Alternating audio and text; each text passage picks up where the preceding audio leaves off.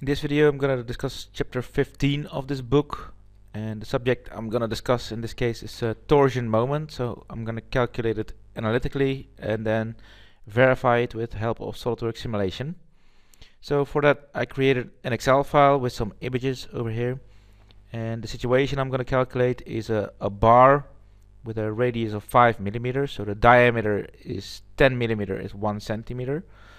And so it's a relatively small bar, and the moment that's working on it is 10 Newton at a distance of 1 meter. So 10,000 newtons at 1 millimeter is a similar moment as 10 newtons at a full meter. So it's roughly a kilo working on a meter, so you can expect some stress in that case, because you can expect to twist a bar like that with that kind of force. Here you see the formulas that you can use to calculate the torsion in a round bar, and you need the polar moment of inertia for that. You can find that in the section properties of, for example, SolidWorks, or you can calculate it here easily for a round bar. It's a pi to the pi times the radius to the fourth divided by 2. I've calculated here this value should be for a bar with a radius of 5. You get this value for J, so it's 3.14 times 5 E4 divided by 2, so 5 to the fourth. And if you finally calculate that value, this is what you get for the maximum shear stress in this bar.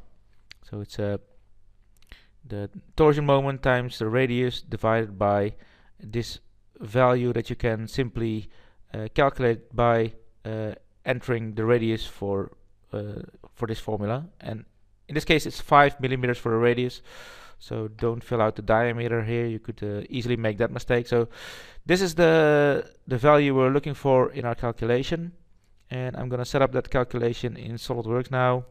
So I'm gonna create a new file, and then I'm gonna draw on this surface a circle like that with a diameter of 10, so radius of 5, diameter of 10, and then it doesn't really matter how long you make this bar. So to get some decent images, I'm gonna go with this length in this case. So the shear stress is gonna be the same value independent on the length of the bar. And I'm gonna create a new simulation study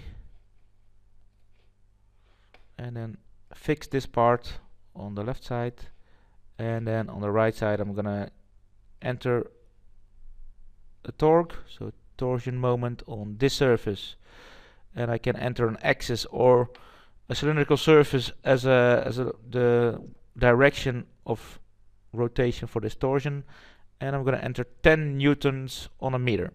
So 10,000 Newton on a millimeter is the same as 10 Newton on a meter.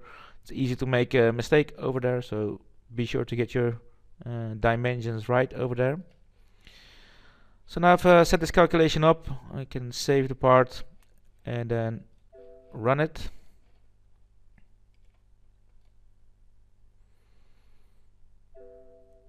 This is the von Mises stress that I'm getting, and I want to have a look at the shear stress. So I'm going to define a shear stress of tau xz. So I've put that image over here as well. So this is the value that I need. Tau xz is the value that corresponds to the shear. Let me see.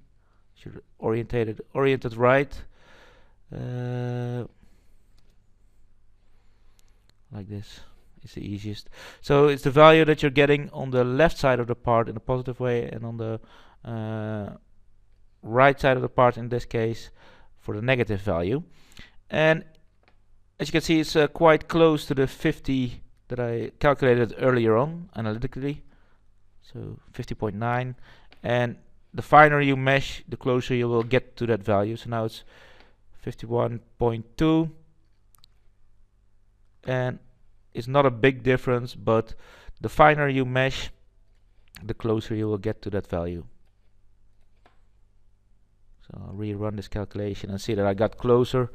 And if you want to get even closer, just create the mesh finer and finer. So I'm gonna activate the right plot again, So you can see already I got a little bit closer to this value, and the finer you will take your mesh, the closer you also will get to the final value. So that was my presentation on the torsion moment. Thanks for watching.